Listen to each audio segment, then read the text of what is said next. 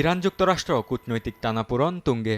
এরই মধ্যে মধ্যপ্রাচ্যের বেশ কয়েকটি গণমাধ্যম বলছে, চলতি সপ্তাহেই ইরানে হামলার প্রস্তুতি নিচ্ছে যুক্তরাষ্ট্র। তবে মার্কিন গণমাধ্যম এক্সিওসের এক প্রতিবেদনে বলা হয়, যুক্তরাষ্ট্রের সঙ্গে চুক্তি করতে আগ্রহী ইরান। মার্কিন প্রেসিডেন্ট ডোনাল্ড ট্রাম্পের একটি সাক্ষাৎকার প্রকাশ করেছে তারা, যেখানে ইরানের পরিস্থিতি নিয়ে কথা বলেছেন ট্রাম্প। ইরানের পরিস্থিতি অনিশ্চিত দাবি করে ওই সাক্ষাৎকারে প্রেসিডেন্ট ট্রাম্প বলেন, তেহরান আলোচনা করতে আগ্রহী এবং তারা বহুবার ফোন করেছে। অন্যদিকে এক মার্কিন শীর্ষ কর্মকর্তার বরাত দিয়ে এক্সিওস জানায়, ওয়াশিংটন আলোচনার জন্য উন্মুক্ত।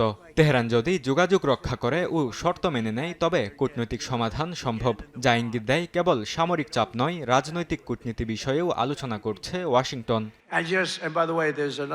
তবে সামরিক শক্তি প্রয়োগ করে চুক্তি আদায়ের পথে হাঁটছেন ট্রাম্প। এরই মধ্যে ইরানে আরও একটি নৌবহর পাঠিয়েছে মার্কিন সমর দফতর। এই চাপে ইরান চুক্তি করতে সম্মত হবে বলে আশাবাদ ব্যক্ত করেন মার্কিন প্রেসিডেন্ট ডোনাল্ড ট্রাম্প। অন্যদিকে ট্রাম্পের ঘনিষ্ঠ পরামর্শদাতারা মনে করছেন, সামরিক হুমকি আরও বাড়লে পরিস্থিতি ঝুঁকিপূর্ণ হয়ে পড়তে পারে। তাই ইরানের দুর্বল অবস্থাকে ব্যবহার করে চুক্তিকে প্রাধান্য দেয়াই হবে বুদ্ধিমানের কাজ।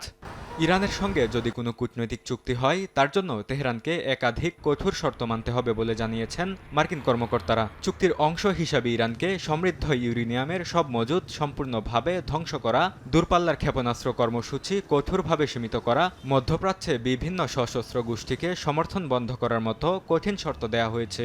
তবে চুক্তির বিষয়ে তেহরানের পক্ষ থেকে স্পষ্টভাবে কিছুই বলা হয়নি। বরকতুল্লাহ, সময় সংবাদ।